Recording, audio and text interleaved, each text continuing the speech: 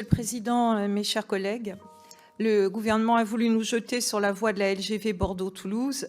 Nous avons changé de quai.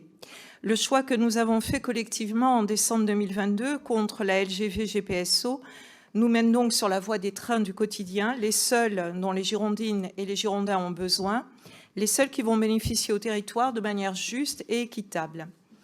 Cela se concrétise notamment par une participation conséquente du département, 97 millions sur les 200 millions nécessaires, à la modernisation et à la régénération de la ligne du Médoc, Mâcon-Le Verdon.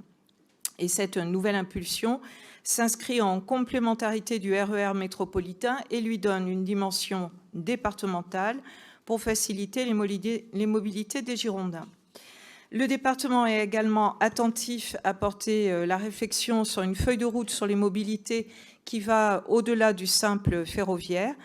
C'est essentiel puisque pour favoriser un véritable report modal, il faut pouvoir faciliter l'accès à la gare, aux gares, notamment à vélo par des pistes sécurisées, avec des garages à vélo sécurisés ou bien en transport en commun.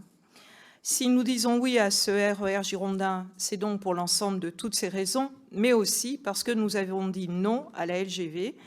Nous avons dit non jusque devant la justice, puisque nous nous sommes associés, aux côtés de 73 autres élus, à un recours contre le premier plan de financement de la LGV, contestant sa légalité et demandant son annulation.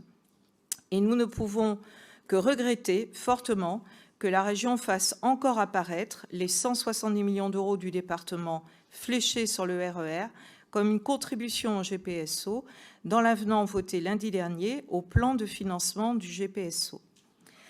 Nous visons l'abandon de la LGV Bordeaux-Toulouse et de Bordeaux-Dax, une modernisation des lignes existantes qui se chiffrerait entre 5 et 7 milliards d'euros pour un avantage net au profit de la population.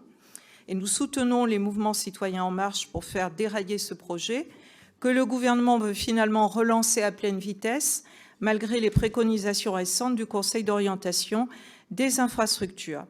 Nous attendons donc avec impatience les fonds que l'État sera disposé à apporter pour rattraper son train de retard.